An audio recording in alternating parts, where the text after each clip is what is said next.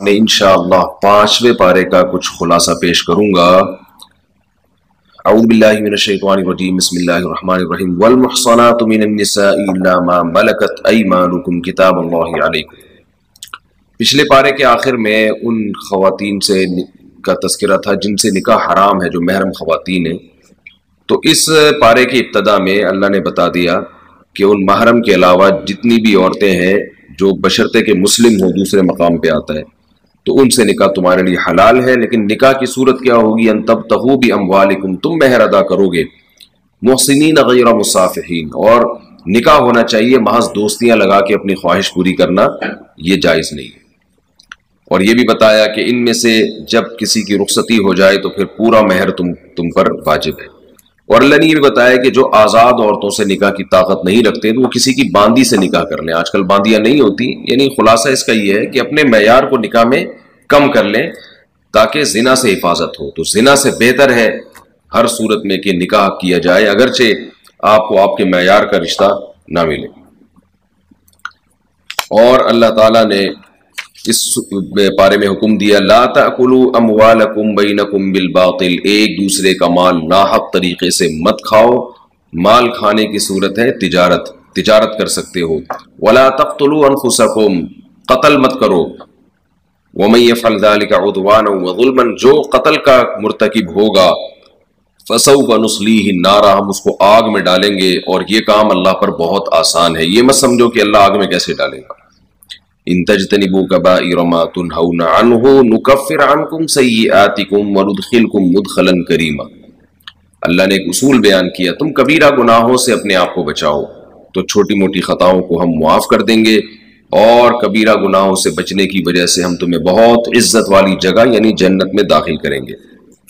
بہت سی خواتین کو یہ اشکال ہوتا ہے کہ ہمیں اللہ نے عورت کیوں بنایا، مرد کو مرد کیوں بنایا، اس کو تو گویا ہم پہ فضیلت دے دی۔ بعض صحابیہ کو بھی یہ اشکال ہوا تو اس پر قرآن کی آیتیں نازل ہوئی، وَلَا تَتَمَنَّوْا مَا فَضَّلَ اللَّهُ بِهِ بَعْضَكُمْ عَلَى بَعْضٍ، کہ اللہ نے جو بعض کو بعض پر فضیلت دی ہے تو اس میں تمنا مت کرو کہ مجھے یہ کیوں نہیں ملا۔ وجہ کیا ہے؟ لِلرِّجَالِ نَصِيبٌ مِّمَّا اكْتَسَبُوا، مردوں کو بھی ان کے اعمال کا پورا بدلہ ملے گا۔ وَلِلنِّسَاءِ نَصِيبٌ مِّمَّا اكْتَسَبْنَ، آخرت میں اللہ مرد اور عورت کی بیس پہ فرق نہیں کرے گا، بلکہ عورت کو بھی اس کے اعمال کا پورا بدلہ ملے گا۔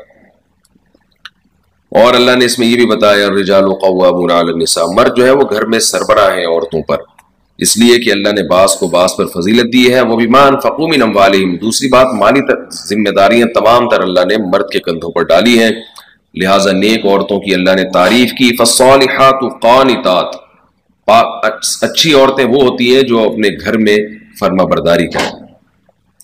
اور اللہ نے یہاں یہ بھی حکم دیا کہ جو عورتیں شرارتی ہیں اور نشوز ان کی طرف سے صادر ہو رہا ہے تو اللہ نے فرمایا کہ فَعِظُوهُنَّ، ایسی نافرمان عورتوں کو سب سے پہلے تم نصیحت کرو۔ وَاهْجُرُوهُنَّ فِي الْمَضَاجِعِ، نصیحت سے باز نہ آئے تو بستر الگ کر دو، اور اگر اس میں بھی باز نہ آئے وَاضْرِبُوهُنَّ، تو ان کو مار بھی سکتے ہو، سختی کی بھی اجازت ہے۔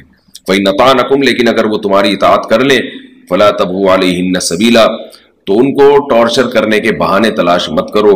ان اللہ کان علیٰ کبیرہ، اس لیے کہ اللہ بہت بڑا ہے، علی ہے اور کبیر ہے۔ یعنی اللہ، یہ سوچو کہ تمہیں اس پر اتنی قدرت، جتنی قدرت ہے اللہ کو تم پر اس سے بھی زیادہ قدرت ہے، تو اللہ تم سے اس سے زیادہ پھر انتقام لے گا۔ وَإِنْ خِفْتُمْ شِقَاقَ بَيْنِهِمَا فَابْعَثُوا حَكَمًا مِّنْ أَهْلِهِ وَحَكَمًا مِّنْ أَهْلِهَا، میاں بیوی میں اگر اختلاف چل رہا ہو تو اللہ نے اس کو حل کرنے کا ایک طریقہ بتایا کہ دونوں کے خاندان کے افراد بیٹھ جائیں۔ تو اللہ فرماتے ہیں اگر یہ دونوں اصلاح چاہتے ہوں گے تو اللہ ان کے درمیان محبت اور جوڑ پیدا کر دے گا۔ اور پھر حقوق بیان کی اللہ نے اس آیت میں، بہت اہم آیت، وَاعْبُدُوا اللَّهَ وَلَا تُشْرِكُوا بِهِ شَيْئًا، اللہ کا حق یہ ہے کہ اس کی عبادت کی جائے، اس کے ساتھ کسی کو شریک نہ کیا جائے۔ اور مخلوق میں پھر سب سے پہلے والدین ہیں، وَبِالْوَالِدَيْنِ إِحْسَانًا، ان کے ساتھ اچھا سلوک کرو۔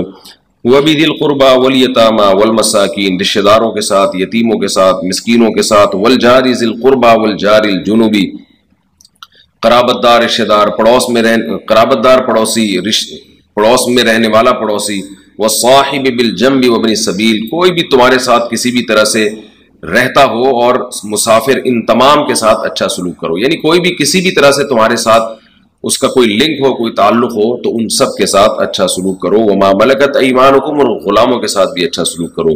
إِنَّ اللَّهَ لَا يُحِبُّ مَنْ كَانَ مُخْتَالًا فَخُورًا، اللہ تکبر کرنے والے اور شیخیاں بھگارنے والوں کو پسند نہیں کرتے کہ کوئی عہدہ ہاتھ میں آ جائے تو آپ اترانے لگیں، ایسا نہ کریں بلکہ ان تعلق داروں سے اچھا سلوک کریں۔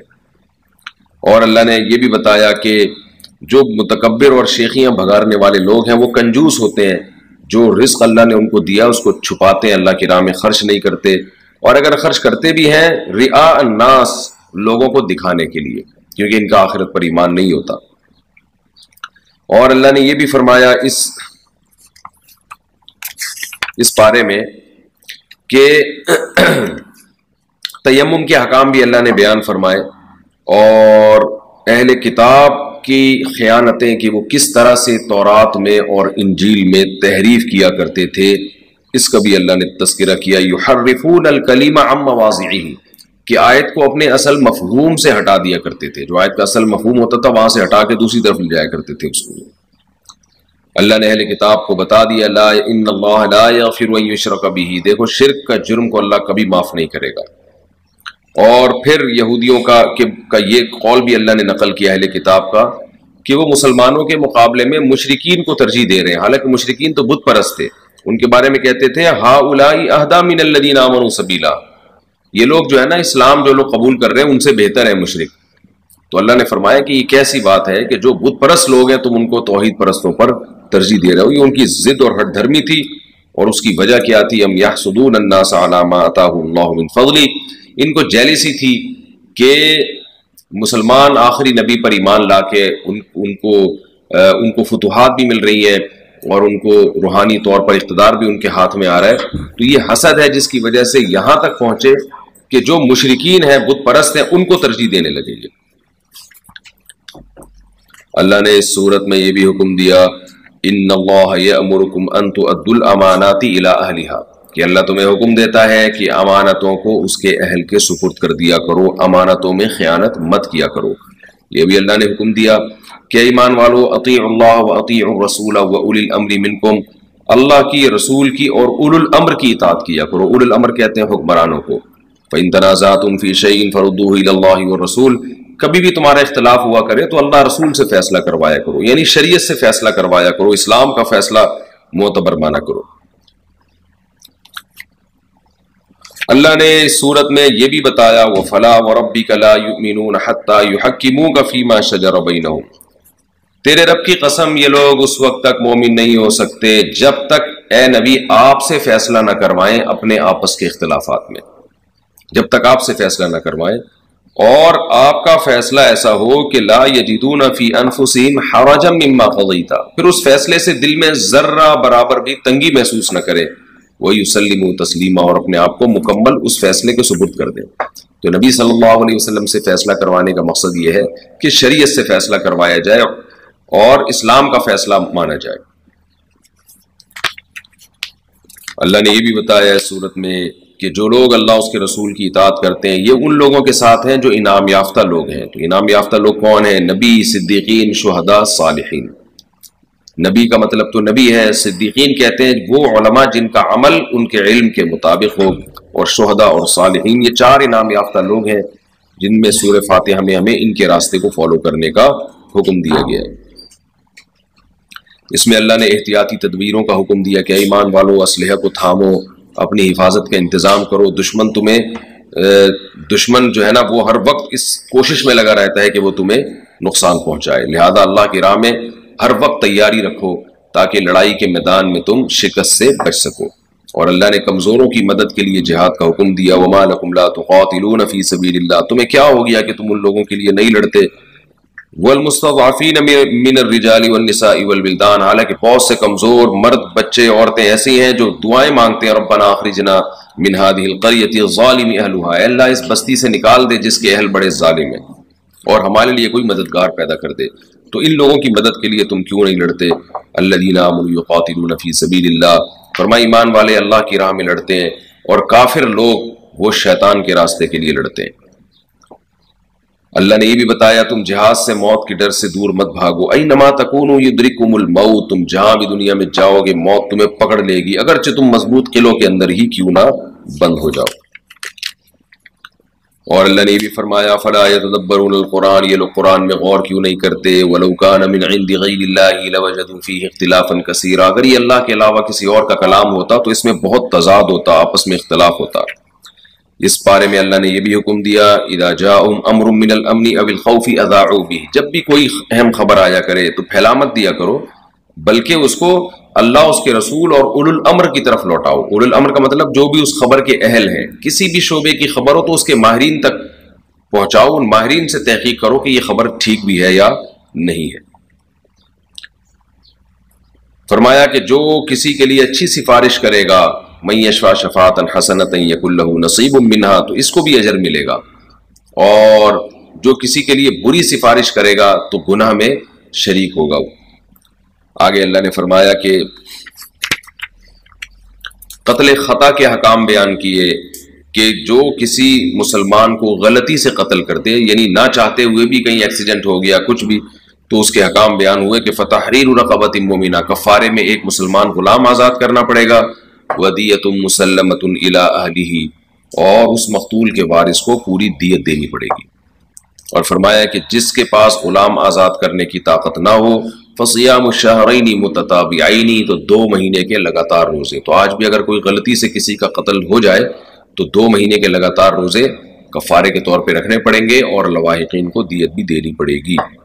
اور اللہ نے فرمایا کہ جو جان کر کسی مسلمان کو قتل کرے گا فجزاؤہ جہنم خالدا فیہا، اس کا بدلہ جہنم کی آگ ہے جس میں وہ ہمیشہ رہے گا، اور وغضب اللہ علیہ، اللہ کا اس پر غضب ہوگا، ولعنہ، اللہ کی لعنت ہوگی، وَأَعَدَّ لَهُ عَذَابًا عَظِيمًا، اور اس کے لیے بہت بڑا عذاب اللہ نے تیار کر کے رکھا ہے۔ اس بارے میں یہ بھی اللہ نے بتایا کہ اے ایمان والو، اگر کوئی منہ سے کلمہ پڑھتا ہے تو اس کو مومن سمجھو، اور یہ مت کہو کہ لست مرسلہ، کہ تو تلوار کے خوف سے کلمہ پڑھ رہا ہے، یہ مت کہو۔ جنگ کے دوران ایک شخص نے کلمہ پڑھا تو صحابی نے کہا کہ تم تو موت کے خوف سے پڑھ رہے ہو، تو انہوں نے اس کو شہید کر دیا، قتل کر دیا۔ آپ صلی اللہ علیہ وسلم غضبناک ہوئے، فرمایا ہلا شققت قلبہ، تم نے دل چیر کے کیوں نہیں دیکھا کہ دل سے پڑھا یا اوپر سے پڑھا ہے؟ اس پہ قرآن کی آیت نازل ہوئی کہ اگر کوئی کلمہ پڑھتا ہے اور ایمان قبول کرتا ہے تو اس کے دل میں جھانکنے کی تمہیں اجازت نہیں ہے، ہم اس کے ظاہر کو قبول کریں گے۔ اللہ نے بھی بتایا کہ جو اللہ کی راہ میں لڑنے والے لوگ ہیں اور پیچھے بیٹھنے والے لوگ ہیں وہ برابر نہیں ہو سکتے۔ جنگ کے میدان میں اللہ نے جماعت سے نماز کا طریقہ بتایا، اور یہ بھی بتایا کہ جنگ کے میدان میں اسلحہ پہن کے تم نے نماز پڑھنی ہے، کیونکہ کافر لوگ یہ چاہتے ہیں کہ تم اپنے اسلحے سے اور ضروری سامان سے غافل ہو جاؤ تاکہ وہ اچانک تم پہ حملہ کر دیں۔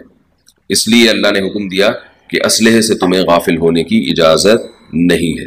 اور اللہ نے بھی بتایا کہ میدان جنگ میں جب تم لڑتے ہو تو بہادری سے لڑا کرو، ان تکونوا تعلمون فإنهم يعلمون كما تعلمون، اس لیے کہ اگر تمہیں زخم پہنچتے ہیں تو سامنے والوں کو بھی زخم پہنچتے ہیں، لیکن تم اللہ سے جو امیدیں لگا کے بیٹھے ہو وترجون من اللہ ما لا یرجون، سامنے والوں کو اللہ سے وہ امیدیں نہیں ہیں۔